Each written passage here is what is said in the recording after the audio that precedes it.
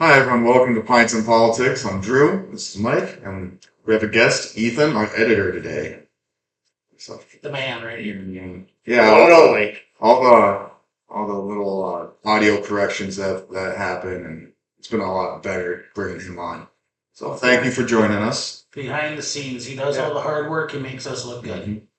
Yep, and I guess we're back together. It's been a couple of weeks. It is. Yeah, you've been busy, right?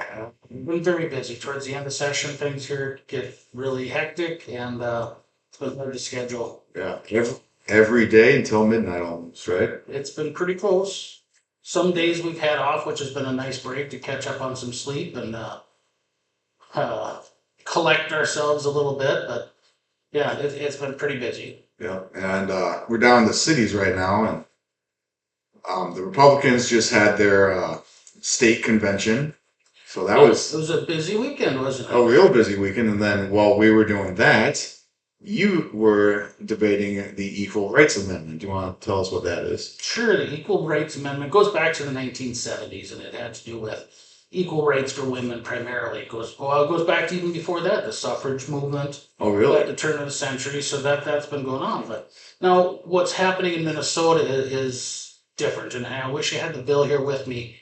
But it specifically lists several things: gender identity and a few other things. But there's also not something put in there, and that's religious exemptions. Mhm. Because if you have firmly held religious views and those conflict with some stuff like gender identity, then how do you do that? So that's why you need to have those exemptions or those things talked about. And that bill has been talked about a lot because that's actually going to come up for a constitutional amendment if it passes the House and Senate. It would be up to the people in 2026. The problem with that bill, though, and that constitutional amendment is the ambiguity and the vagueness of the whole thing. And I talked about it just briefly on the floor last night. Maybe Ethan can clip that in. That's the problem in this. When it goes to the voters and they read the words, how are they going to know how this really affects them? That's the problem. I think they're gonna be a little manipulative with the title. It's equal rights. Well, who opposes equal rights? It's deceptive, It isn't it? is. It absolutely is. So, when it comes to the House, and this is where I should actually be on the floor right now, but this is in kind of protest to what's happened at the House. The body has respected religion. Mhm. Okay, we've taken off days for Ramadan, we've taken off days for Passover, and I believe that we should. We should respect people's religious views and make sure that they have time to practice their faith. So I totally agree with that. Typically, what happens at the end of session is because of the Constitution and the way the everything comes together at the end. Sunday can sometimes be a day where they meet. Okay. Last year we did that, and it really bothered me because I said, as a Catholic, as a Christian, Sunday is the Lord's Day.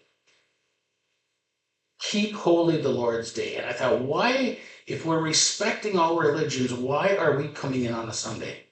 Because we're defiling the Lord's Day by doing this. So I said very early on, I said, I don't think we should be doing this on a Sunday. I do not feel that I am living up to my values by coming in on Sunday. So last night we talked about the ERA bill and we talked about the religious exemption, and that was not included. So at 5 o'clock this morning when we finished up, and typically what happens is if we have to come in to the House on a Sunday, they will push back the start time so that people can make it to church on Sunday morning. Well, we were in until 5 o'clock this morning, and when we recessed, we were told we had to be back at 9 o'clock. That doesn't give any of us time to go to church and practice our religion. And I said, I will not do this. I will not compromise my faith because they can't get their schedule together. They are absolutely trampling on our religious liberties already. Yeah, it's ironic that you guys are arguing the equal rights amendment while not offering equal rights to you guys in To Congress? practice our faith. I mean, Right. it's horrible. I like Animal Farm. I like 1984 and that line from Like 1984? the book 1984. Yeah. Oh yeah. Like you like the themes, what the messaging, the government I- style, or No, I like the lessons from 1984. The one quote to that book in that book is, "Imagine, now I'm gonna screw it up, but imagine what life is like with a boot on your face forever." That's basically what this is. This is the government is trampling on our religious rights. They're stamping us down while respecting some other religions, but not respecting ours. Yeah. And this is a serious issue. That ERA bill, which should protect everyone's rights, is going to trample on some. And this is wrong. It's absolutely wrong. So I am not at the House today. we're recording on a Sunday, by the way. We are. We are.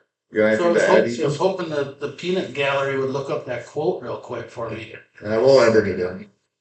We'll edit it in. I'll have to add it in a little bit, but it kind of seems like they're bringing in more communists, or maybe not bringing in, but they're acting more communist because when the Soviet Union became the Soviet Union, first they got rid of religion, mainly Christianity, because it teaches truth.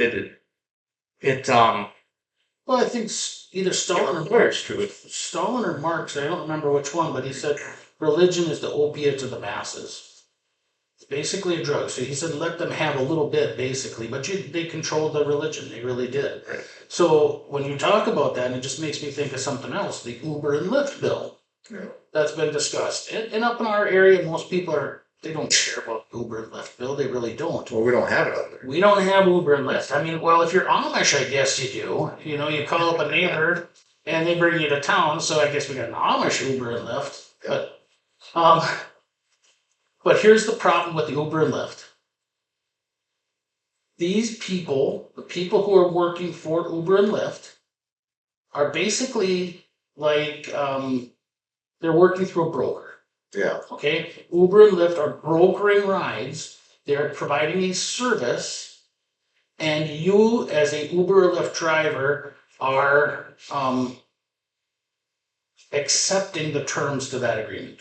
Yep. Okay, It's contract work. it is basically contract work, exactly. But what happened is the people who are the Uber and Lyft drivers are saying we're not making enough money. We want the government to step in and make sure that we get enough wages. Mhm. Well, now here's the problem. When government controls the means of production and controls business, what is that? That is socialism. That is absolutely By definition. Absolutely.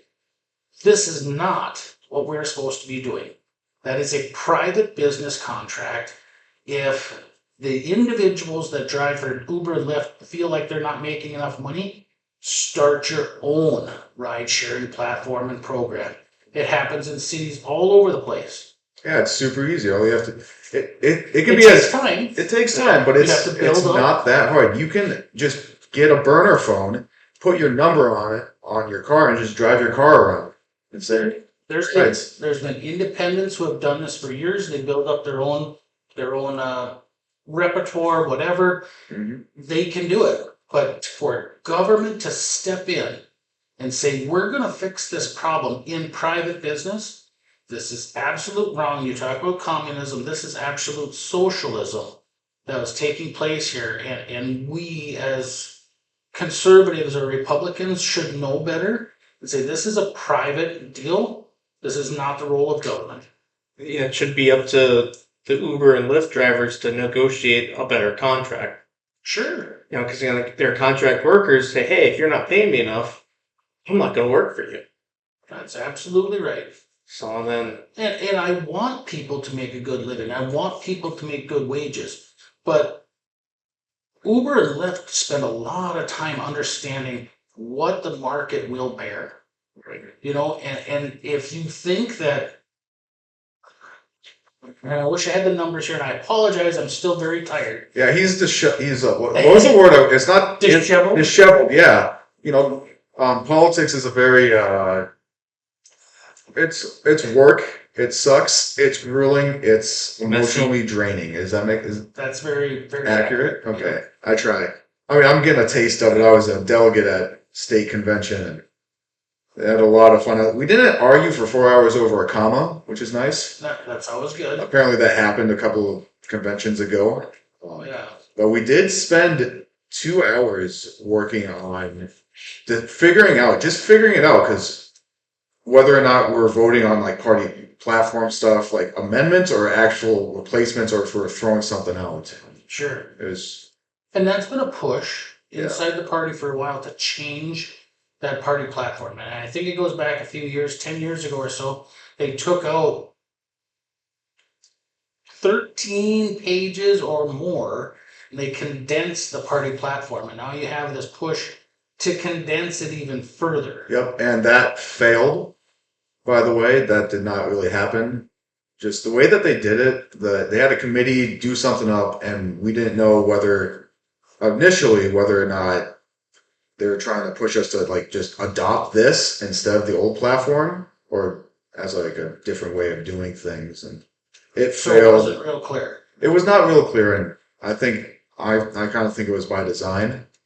The guys up front on stage, they really wanted it really bad. Well, and if you can make a compelling argument Yeah, as to why to do that, then I think people can maybe get behind it. But if it feels like you're being pushed to do something, yeah, that's a whole other story, isn't it? You mainly have to be clear on what you're trying to do, what you're trying to portray. I mean, if you're not clear, most people will be like, no, no, we're going to be helpful. So, On a good note, we have an endorsed candidate, Maurice White. He is actually an ex-NBA player. Did you know that? I had heard that before, yeah. Yeah, and I actually remember him vaguely, very vaguely, because this was a long time ago. Played for the Rockets, didn't he? Houston. Houston Rockets? Yeah, and he got into a fight with the administration of the NBA over mental health availability, accessibility. Yeah, accessible stuff like that. Yeah, you remember that? Yeah, I vaguely remember that while it was happening, but that was him. Okay. So he was fighting to get more mental health resources. There we go. In the NBA, and also he was very anti-vaccine or COVID vaccine, so he didn't take that either. And I also don't think he knelt for the national anthem, because this is all around the same time. Okay. Not the COVID vaccine, but the kneeling for the anthem, that was around the same time. But he's retired now, correct? Yeah. Okay. I'd be really surprised if he was still playing the NBA and running for Senate in Houston. I don't know. Yeah, Houston's a little bit far out of Minnesota. Yeah. Well, maybe he just, Maybe it's Houston. Yeah, here for the weather. He's a snowbird, that's what it is. I don't know a whole lot about him. I've read a little bit. It seems like there's people that were really opposed to him, Yeah. and there's people that really love him. So I don't know. I have not spoken to him. Well, he won the endorsement in one vote. One round of ballots. One round of ballots. And the way we do things, by the way, is you need 60% of the vote to win it. And so we'll do multiple ballots. That's why we said one vote. So, and I've compared this, and I like to explain, I think a big part of what we have to do is educate people. That 60% it's 2/3. well, it's kind of strategic as well. It's kind of strategic. Yep. So if you're bringing a product to market, right, you bring in sample groups, and it's usually 10 people, right? You see the advertisements on TV all the time, where it's like 9 out of 10 people like this product, right?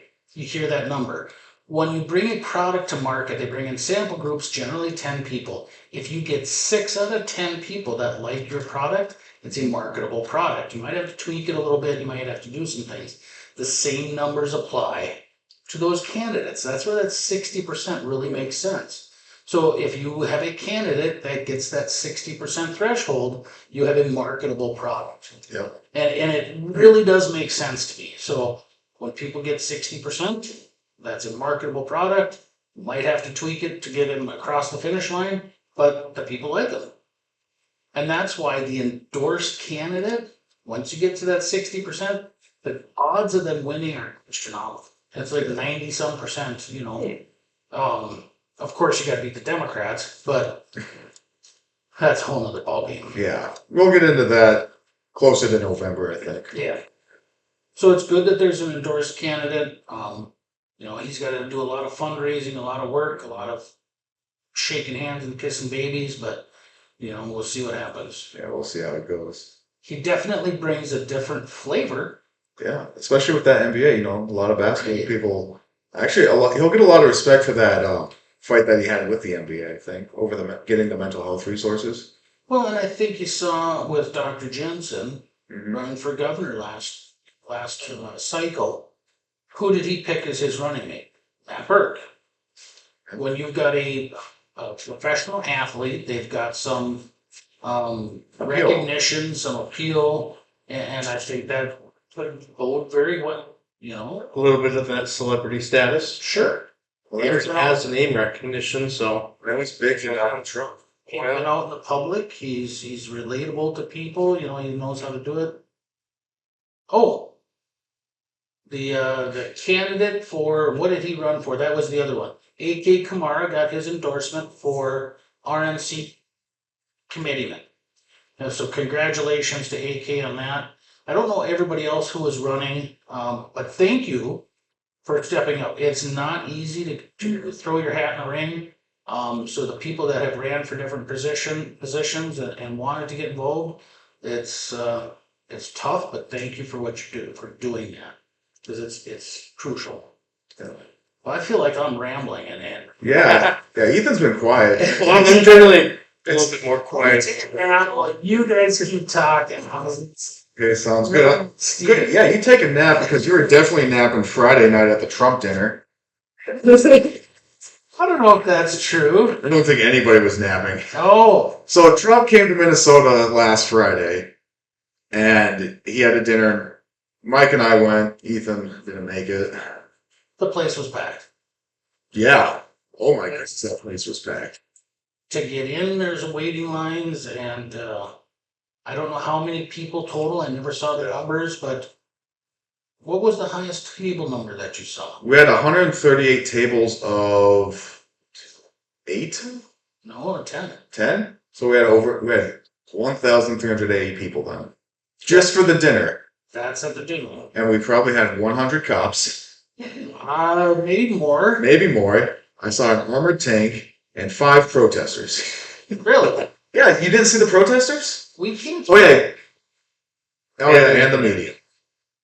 Yes. Oh yeah, you showed up early. You camped outside, didn't you? We got there earlier. I came with another rep. We got an Uber, which was great. Uber was awesome. We got dropped off at the side door. There were a few people there, primarily supporting Trump. Mhm. There's one person I think against. So I was not at the main entrance. I did not get to see all of that stuff. Oh, We slipped in the side. Yeah. That's funny. Yeah, no, I got there and we had to take the Skyway for security reasons. But it was just fine. I'm going, I saw 4 or 5 people just protesting. There were signs saying arrest him, Trump for jail. I'm just over there like, hey guys, how's it going? I'm trying to. Well, there was somebody waving, so I had to wave back. well, yeah, But it no, was just, yeah. no, just a crazy thing. And said, arrest him for what? He hasn't done anything illegal. Well, he's done the same thing Democrats have done for years, except for now it's, Donald Trump, so we got to put him in jail. Yep, who used to be a Democrat. Who used to be a Democrat. Well, none of the only charge that you can tie to the Democrats that they do as well, I guess the hush money thing, they do that, I'm sure. Yeah, but Clinton did it with, what was her name, Paula Jones? Maybe I've got that name wrong. You might have to clip that. Off Yeah, edit. We got the editor. I don't know what the song. It's in time edits. Yeah. I hate to name the wrong person and then get sick. I think with Joe In Biden, Flash. with Biden, it was Tara Reid. Here. Was it? It was Tara Reid with Joe Biden, and Okay. I think that was more forcible. But it's Joe Biden. He does not have the best rep. But with Trump, allegedly consensual and an NDA.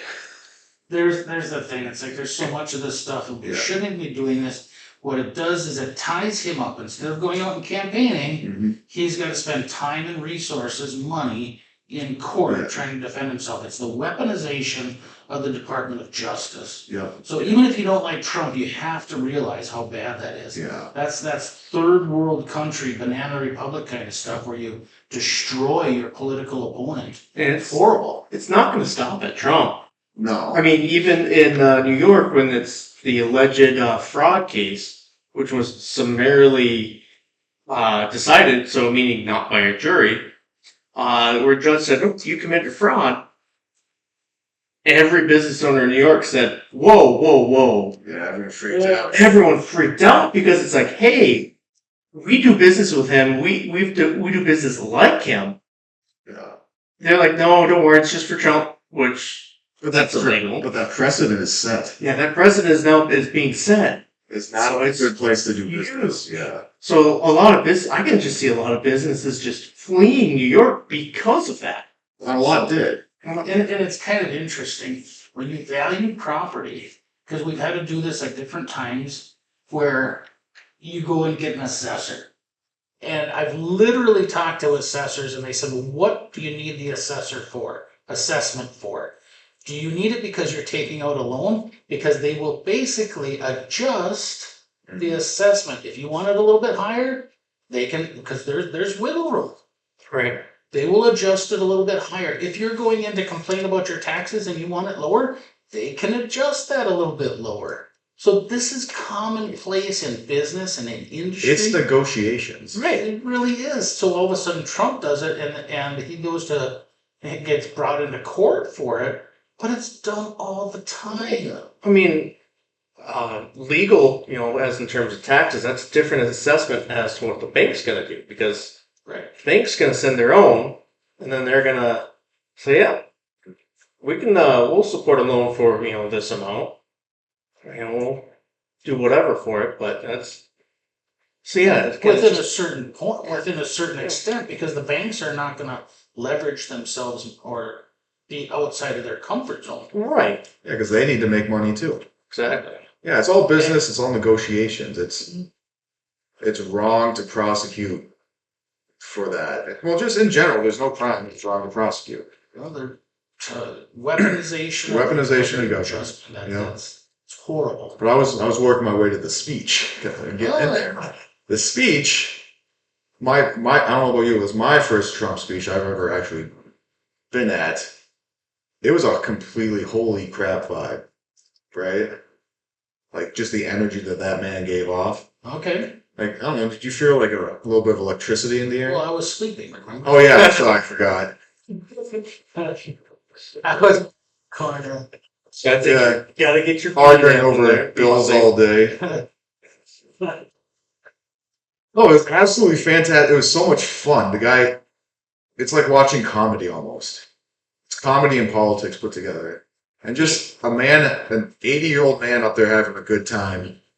That right there, that's a great point. I don't know if he's quite 80. He's 79. 79, so he's close. Now, think about that. He was at his son's graduation That morning, Friday morning, that morning, flew from New Jersey, New York, or somewhere out there. from Florida. Was it Florida? It was Florida. Wow, so that's even longer. It's a 3.5 hour flight. Right, he comes all the way up to Minnesota. He's there at, 9 o'clock at night? Yeah, roughly. Somewhere in there. Gave a speech, energy, didn't stumble, didn't fumble. That to me was the most impressive thing. Yeah, he flew out for free too. He didn't get paid. What? Trump didn't get paid to be there. He just came out. Are you serious? Yeah. I hadn't heard that. I figured. Well, that's because you were sleeping. Sorry. He said that in his speech. He was. Did you really? Yeah. Oh, they said that at convention. Okay. We got our intel people in the back. Yeah, No. not who was sleeping, not paying attention. No, I was. I wasn't there, so that's my Yeah. answer. No, he mentions. Oh, he wasn't paying. There's something he wasn't paying for, and he was ragging on the podium. It was so funny. Like, one of the teleprompters. Yeah, it flopped over, and I thought he was gonna throw the podium off to the side. Guy, he has some energy. It's impressive. I'm not going to be that energetic when I'm his age. That was the most impressive thing. At Yeah. 79 years old to come in there, And then he flew out and gave another speech on Saturday. Hmm. Did another thing on Saturday. That man has energy. Yeah. Well, I mean, he's a businessman. His his job is selling things, talking to people, being very charismatic. I mean, and he He got him the presidency. yeah, got him the presidency, and he works, and that's what gives him a lot of energy is because he had to essentially add that to his character just to get across. And now it's second nature. Right. The other thing that I will say, and I'd never heard of him or never heard him speak before, but Doug Burgum's speech as the governor of North Dakota, I thought he laid things out very well. I thought it was very, very energetic. I was impressed with him. I really Burgum. was with Doug Burgum. I'd never. Yeah. He left with Trump too. Yeah. He came in with Trump and left. He might be the VP. He may be the VP pick. I don't know, but there was things about him, the way he presented it, the way he spoke, the energy. I thought he did a very good job. I think he did better than a lot of the other speakers. Oh yeah. Yeah. The other speakers not impressed. Was it Representative Pete Starr was there? He made me chuckle once, screaming about font. Oh, That was good. that was good. A little bit of humor injected Yep. there. I thought that was good. Yep. But Tom Emmer spoke, and he sounded like a politician. Nothing against it because that's what he is. But when you have a lot of speakers together and then you Yeah. kind of critique them, it is difficult, It is. because everybody has their own style. Yeah, and it's not necessarily fair to them because it's not an issue with them. It's probably the event that they're in. Like I I can't vote for Pete Stogger anyway. He's not in my district. But yeah, I just want. Yeah. I never heard Burgum speak before, and that was good. It was really good. Yeah, I haven't heard any of them speak before except maybe Michelle, because Michelle Fishbach was there, and I've heard Michelle give a speech before. So Yep, David Hand gave a speech before he interviewed, and it was good. And a lot of good people. I apologize for not getting a chance to visit with everybody. We had the Wadena delegates there. We had a bunch of them. Todd County. I think all the delegates from Medina County were there. Really, Yeah. I missed Elaine. I didn't get. Well, she was there. She was definitely there. But yeah, when that room was packed with that many people, and I didn't even make it all the way over to the other side. Yeah. It was fun. It was a good evening, good event. The positive numbers as far as fundraising and stuff that was brought up. Financially, the party is doing a lot better. And that really brings us into this presidential cycle. And if Trump can flip Minnesota, that would be huge. Yeah. Absolutely huge. That would turn the state around. So that's why I look at it too. And I look at the potential primaries that are coming up, because I say potential because candidate filing starts May 21st, goes till June 4th, something like that. So until those candidates are signed up, we have some people that say they're going to primary. Look, I understand people have egos and attitudes and the desire to run, but if you're going to primary a candidate, Just understand the financial burden. understand that, but understand the bigger picture here. Minnesota is an all or nothing state when it comes to electoral votes. Mhm. We have 10 electoral votes.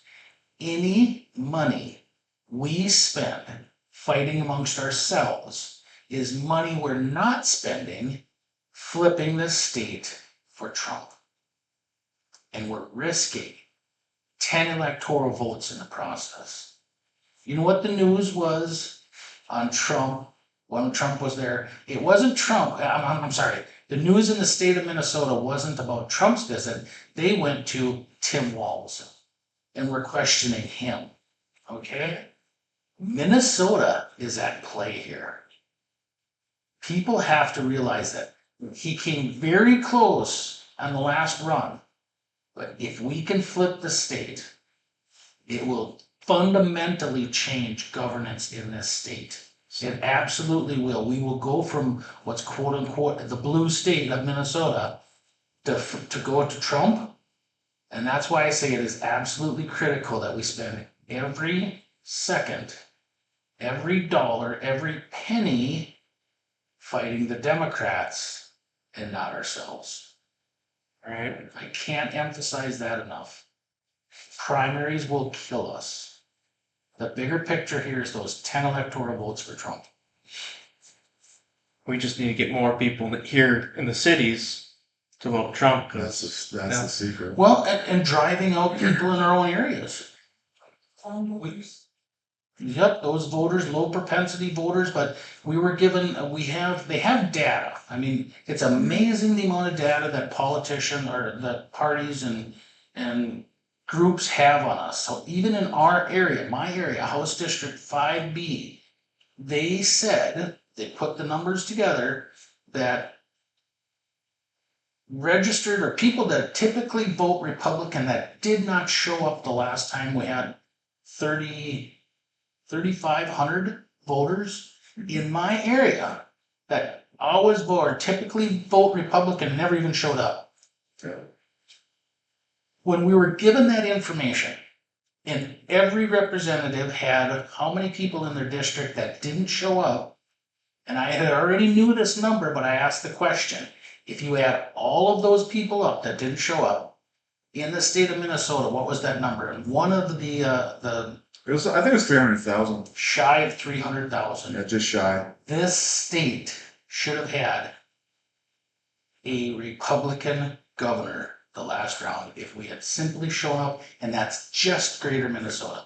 That might be a topic for another time. I understand, but I've said this many times, not on the podcast, but given speeches and stuff. Stalin said, I believe it was Stalin, you tell a lie long enough and it becomes truth.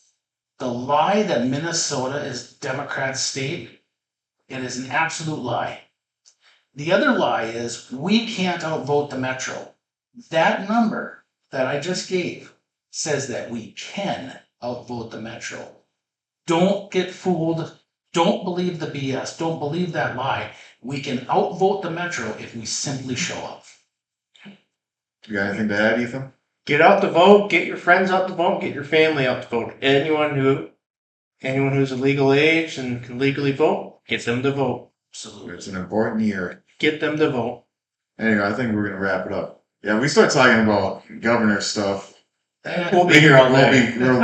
He's used to filibustering on the floor. But session is Healthy debate. yeah, healthy debate. Session is wrapping up. We want to get one in. Thank you guys so much for watching Pints and Politics. Drew, Mike, our editor Ethan, thank you so much for being on. Thank you very much for doing it. We'll see you guys next time. God bless. Thanks a lot.